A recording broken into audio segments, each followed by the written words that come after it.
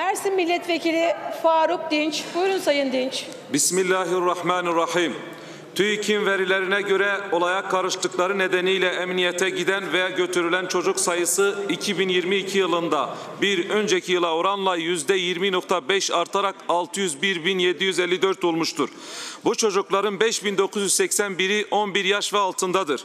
Suça sürüklenen çocuklar yaralanma, hırsızlık, uyuşturucu madde kullanmak veya satmak gibi nedenlerle kolluk birimlerinin önüne çıkmışlardır.